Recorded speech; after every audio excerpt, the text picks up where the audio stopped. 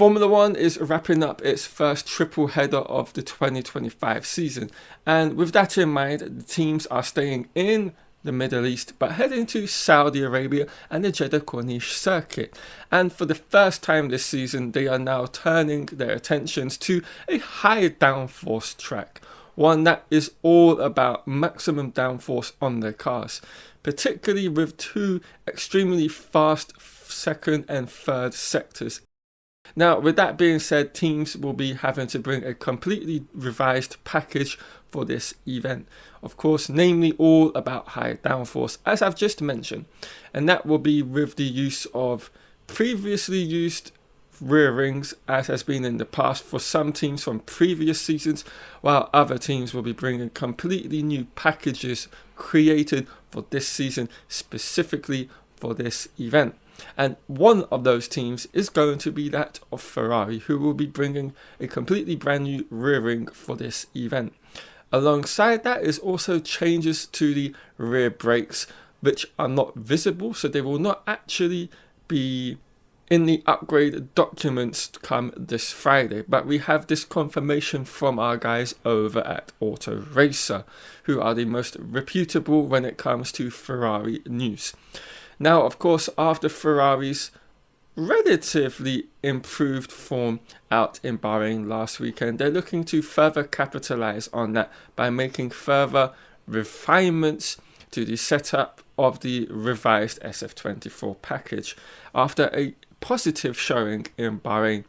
And that package brought around a tenth of a second to the car.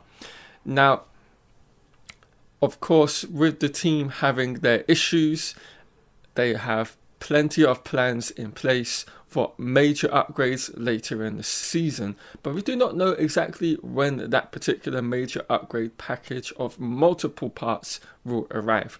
But in the meantime, it is going to be that trickling process of smaller parts coming for multiple rounds. When those are, I do not know yet as well.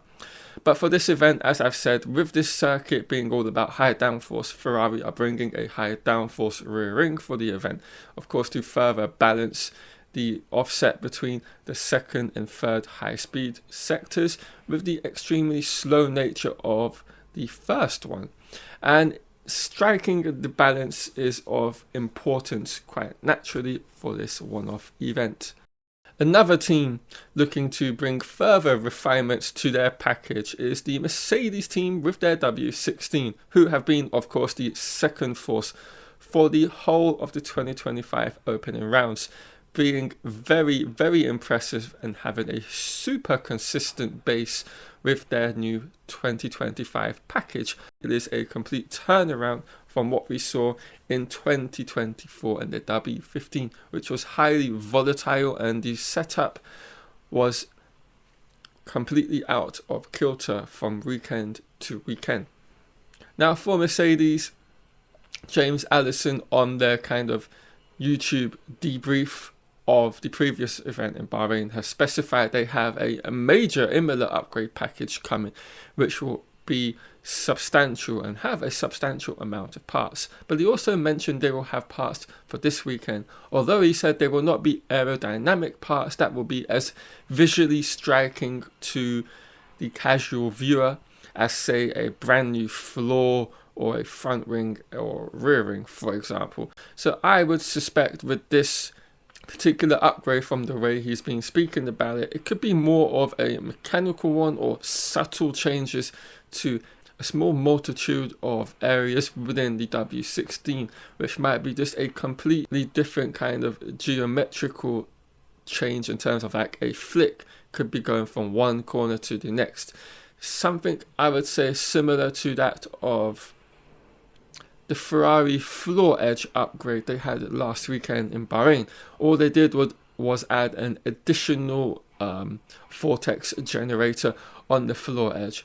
Yes, it's visual, but it is one that maybe the casual viewer wouldn't spot. And that could then, of course, further translate into a change on the front wing as well, in terms of maybe the end plates or just the upper elements, that chord being a little bit thicker, or just the actual geometric shape having a slight revision to it. only time will tell when the cars finally hit the track on Friday and we can see these upgrades on the circuit. And of course, with the circuit being that of high downforce, I would fully expect McLaren to further dominate the weekend. I think they have far and away a lot more downforce available to them on their MCL39 package that they haven't used so far this season, because of course we've been at what I would call relatively medium range levels in terms of the packages downforce that you will need. So I would not be surprised to see McLaren kind of run away with this weekend, as we've seen on multiple occasions so far in 2025. Now I think that could all change when we come to Imola and Mercedes and Red Bull bring their huge upgrades for that event. And perhaps Ferrari are targeting Imola as well, who knows? Now, how do I expect this weekend to plan out? Well, I expect McLaren and Piastri in particular to run away with the event. I expect to see him take pole position and look the more comfortable of the two McLaren drivers. I just don't expect to see a huge turnaround in form from Lando Norris. I think he's got too many issues inside the car and outside the car within himself. I think he's now seeing in Oscar Piastri someone that has gotten better and better technically within the McLaren cars year on year and gotten a lot closer, and is now, I think, overtaken him in pure outright pace, both race pace and qualifying pace. And I just feel Norris is someone that has a lot of gremlins within himself mentally. I don't really see him challenging for the World Championship this year, actually. I think it's going to be Piastri, the one leading the charge for McLaren on that driver's front. Now, behind this team, I think it's going to be a very close fought battle between all three of the teams behind that of McLaren, of Red Bull, Ferrari and Mercedes. I think it's going to come down to little details within the weekend, such as, nailing the setup, getting your tyre choice right, because we have to remember this is the first Grand Prix weekend in 2025 where we will see the C6 tyre, the tyre created specifically in a sense at the request of all of the teams to get a softer compound into the Pirelli range. And I think it's going to be about who maximizes that on like one lap, because I don't think it's going to be extremely easy for teams to manage to do that. And then of course with the actual cars of the W16, the SF25 and the RB21, it's going to be very, very close, with Mercedes having a slight edge over the rest of those two packages. I think they're just in the place where the car is a lot more harmonious, they hit the track running, they don't have to do too much setup changes from a session to session. We particularly do not hear that in, say, the same way we're hearing from like Verstappen or Hamilton or Leclerc saying, we've completely turned the car around from Friday to Saturday to try to make it better. And I think on a circuit such as this, where again, very similar to that of Bahrain, you only get one true session to do your work in, which is the FP2, they're going to have a bit more of a difficult time making sure and getting the cars into the optimum working window.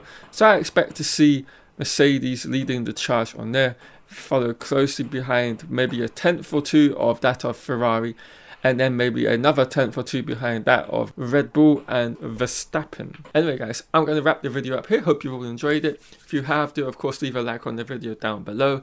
Subscribe if you're new and turn on notifications for all future content here on F1 Unraveled.